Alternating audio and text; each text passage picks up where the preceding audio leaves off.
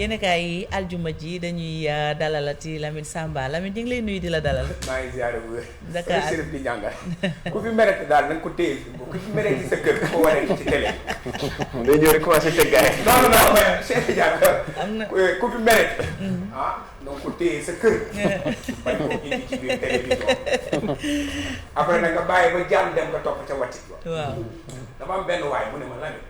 voilà mu ne ma est-ce que xam nga làmb powum dof la ku wér génn ñun ñu nekk ci làmb yëpp ay dof la. ñun ñëpp laa la wax nañ ma baal nag ñëpp laa wax. xoolal Aziz wér na génn Gaston dafa dofoon wéraat dofaat na. dellu du gàtt kon Maaw dafa dof ni moo gën a dof ñëpp. Maaw boo xam ne dafa sori rek mais Maaw mi nekk fële ñu tudd ci xaalis bi non di ma woo di ma wax waxi làmb. Cissé la.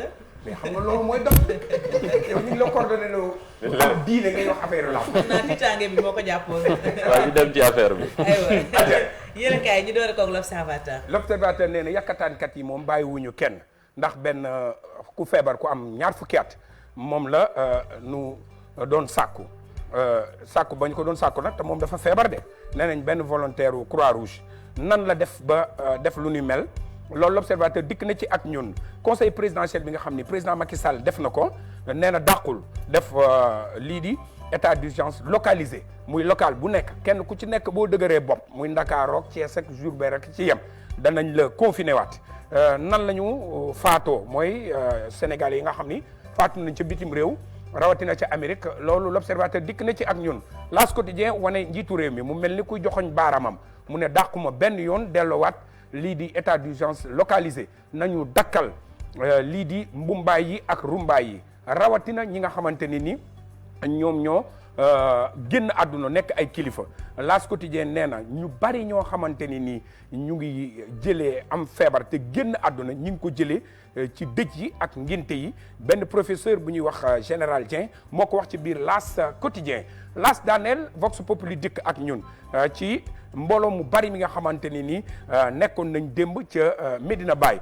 ñu jébbal boroomam Pape Cheikh mi nga xamante ne léegi nag ma nga ñu uufal baayam Baye Niass noonu lañu ko Vox Populi dikkalee tey jii ci suba Walf Quotidien ne ñu am na beneen ndengaleer boo xamante ni nag mi ngi xeeñ muy coowal suuf ci nga xamante ni ni am na fële ca Notto Gouye Diama Le Quotidien yéen kaay ne nguur gi dafa mel ni dañoo tëxlu ci rajaxe gi nga xam ni moom la ñu rajaxe journal Les Échos gaa ñi ne li leen gënaloon mooy nguur gi teg fa seen tànk moo gën ñuy def ay communiqué de presse Le Témoin dikk ak ñun ci kan ndax waa Sytjust muy ñi nga xamante ni ñii ñoo bokk ci ëtt attekaay yi ndax seen grève bi waa Pastef nekkuñu ci seen ginnaaw loolu Le Témoin xëy fësal ci xëtam mu njëkk Sud Quotidien dikk ak ñun ne Macky Sall mi ngi xupp nag ne dellul benn yoon indiwaat li nga xamante ne nii moom mooy état d'urgence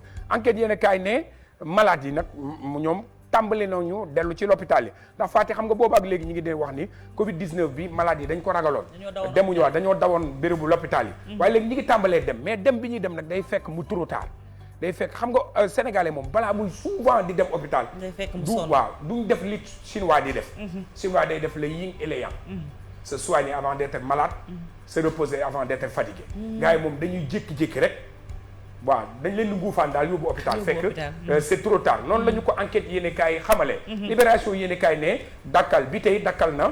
contrat bi di xoon ci digganteem ak Akilee xam nga ñu ngi doon wax ni boobu ak léegi bloqué nañu compte Sénégal ak yooyu libération dikk na ci ak ñun source a ne nan la ñu defaraatee marché Sandaga ndax marché Sandaga juróom benn milliard ci suñu aj koppal lañ ci defaat waaye koppar ya fa mu jógee nañu koy defee lépp source a dikk na ci ak ñun record yéene kaay ne Real pour exploit tey jii muy 8e de finale retour yi bu ñu ca jógee wax ci stade moom daf ko gën a fésal mu ne 8e de finale retour Lyon ak City ñooy jàkkaarloo Juve ak Real ñoom kenn ku ci nekk nag dañ la condamné pour nga gagner tey wala nga disparaître sunu lamb dikk ak ñun ci école de lutte Balla Gaye mu defal ñu natt wi ne natt wi waa kër Balla Gaye teggi ñoom ci juróom ñaari victoire la ñu am ak juróom ñetti défaite dafa mel ni seeni défaite moo ëpp li nga xamante ne nii moom mooy seeni victoire wax nañu Elton léegi daanaka dafa nekk panne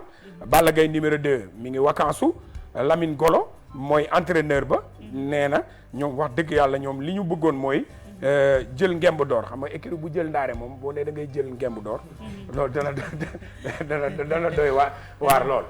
kon foofu la ñuy yem ak yéen. macha allah Lamine Samba. mais man dama am benn question bu may posé.